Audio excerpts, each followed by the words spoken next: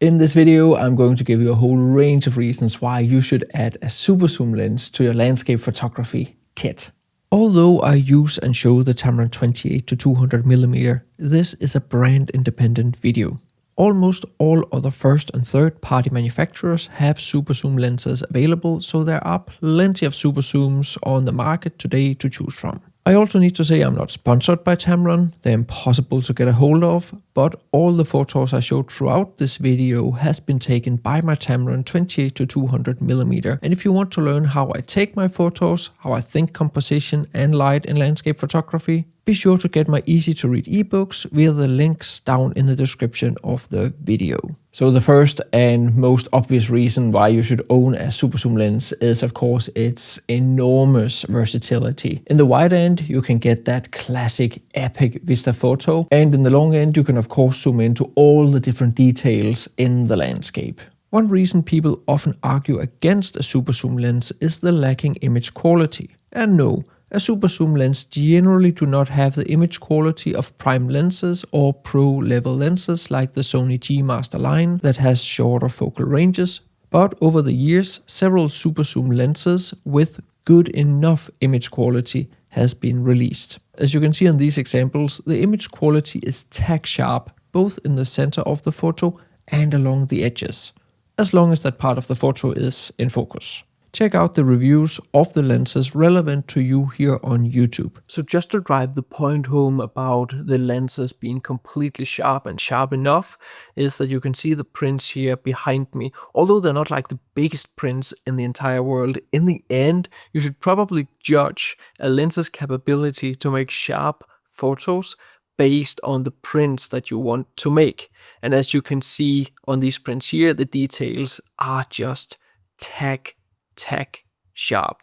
Really no issues whatsoever in regard to sharpness.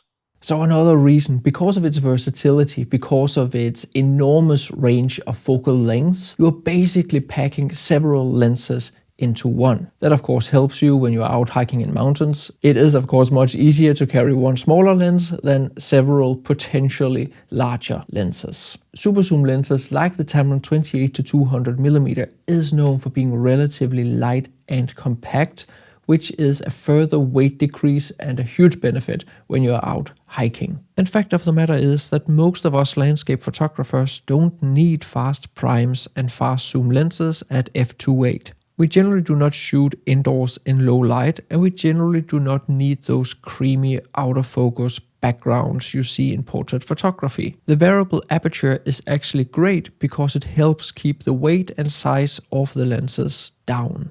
Reason number 3 is that working with super zoom lenses is so much faster. As an example, you may go out into the field, set up your entire composition, you're ready with your wide angle, and then suddenly something over there happens that you may need a longer focal length to capture. With let's say a 24-70mm lens, you have to take off the lens, you have to open your backpack, you have to put that lens in, take the other lens, then put it back up onto the camera. If it's windy, you also need to protect your camera from dust and spray and whatever else is in the field. It's just a faff changing lenses in the field. And once you finally actually change the lenses, that fleeting moment, that light on that mountain may have gone away. And especially in these mirrorless times, for us landscape photographers, there's just a way bigger risk of getting some kind of natural smudge onto your sensor. Yes, you can of course always clean them, but you generally do not do that in the field. And it's just so annoying coming back home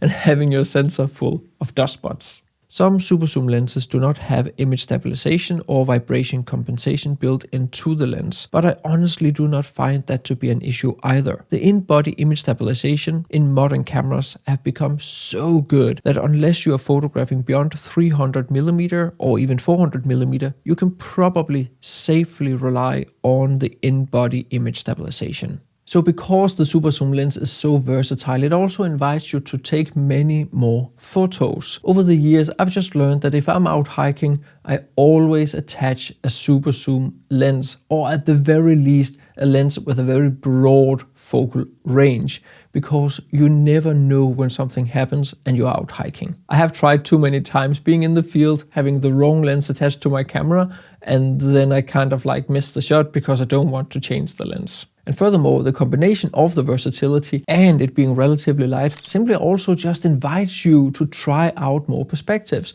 It's easy to take it over the hand, move the camera around with the lens on, try different perspectives, something lower, maybe just move it a little bit here or there. So the super zoom lens simply just frees you up to be more creative. And because we are landscape photographers, chances are that 28mm may not be wide enough. And that is where I, as just mentioned, pair it with my 16 to 35mm f4. In that way, I have two small lenses that I can carry around and cover everything from 16 to 35mm. So the benefit of having only two lenses that covers everything from 16 to 200mm and giving you quite a good image quality is that you have then freed up a lot of space that you can use to something else.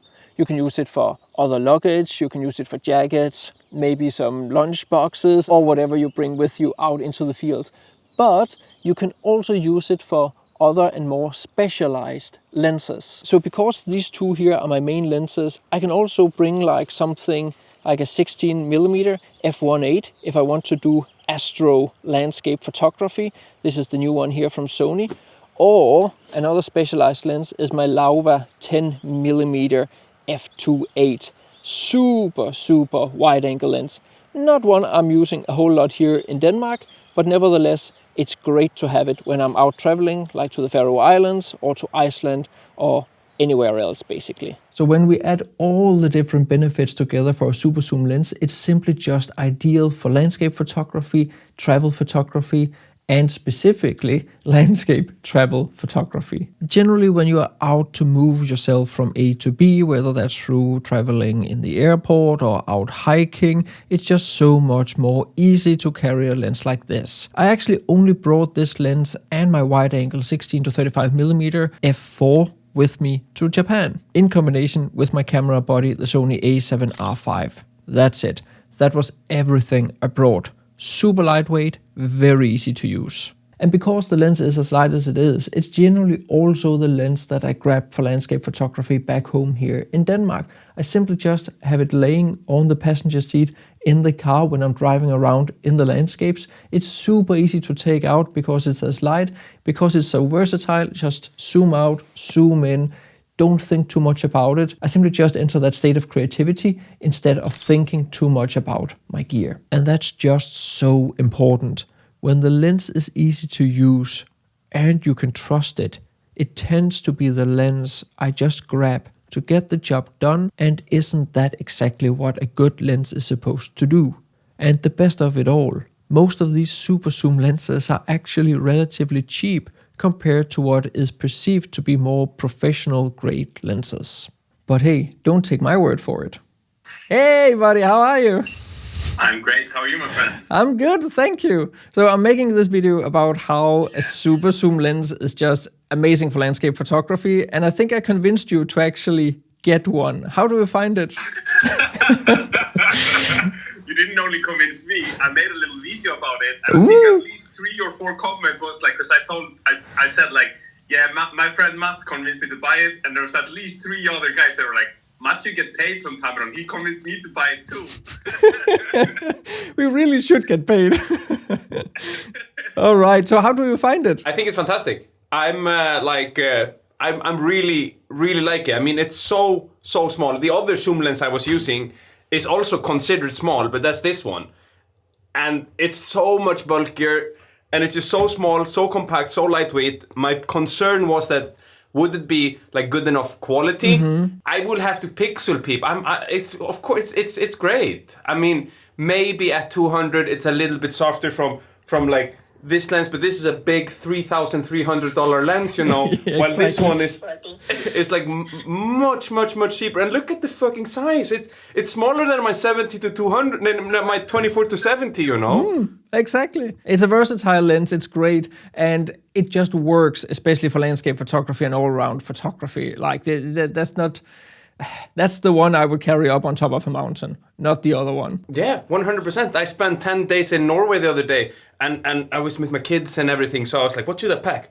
It was fucking this, and then a small 16 to 28 millimeter, and I'm probably gonna take your word of picking the 16 to 35 f4, and then it's like tiny.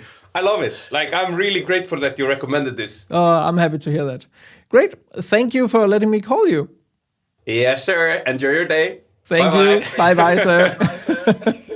So there you go. It's not just me. Be sure to head over and follow Arnulfur, that Icelandic guy, via the links anywhere.